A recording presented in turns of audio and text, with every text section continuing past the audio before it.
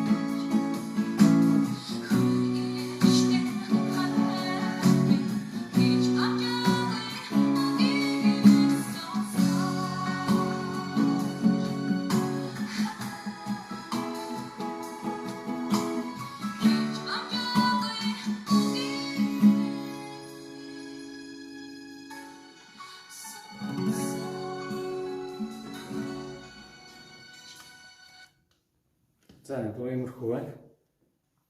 За За ми минороос тоглохоор илүү амархан. Тэгээд доонд орж байгаа аккордууд нь ми минор, соль мажор, ля минор, си миноросын, бас до, ре.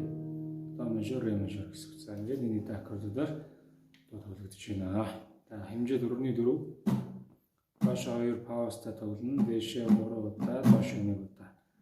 Дээшээ 3 доош 1 нь ерөөсөө пауз тоглогдно.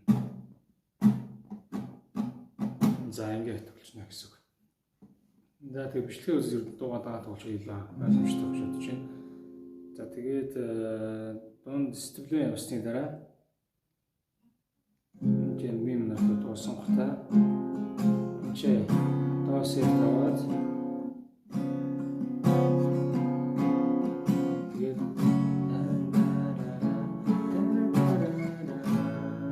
дөнгөж дэвшиж байгаа энэ дээр фа минор болоод соль диез болоод си бемол минор болоод энэ дээр энэ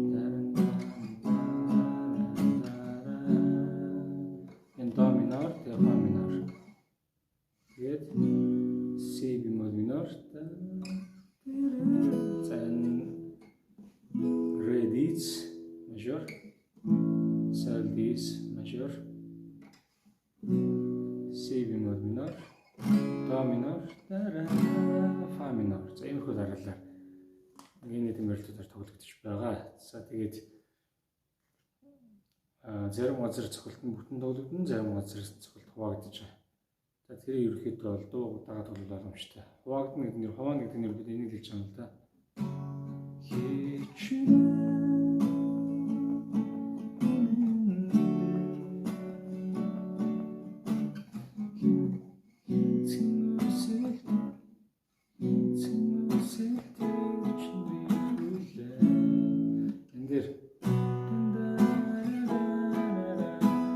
Нэг цохилтын донд хоёр барилд орж байгаа хуваалт гэж хэлж байгаа. Си бемол минор дээр хоёр цохилтоо доошоо пауз хоёр цохилтоо хийгээд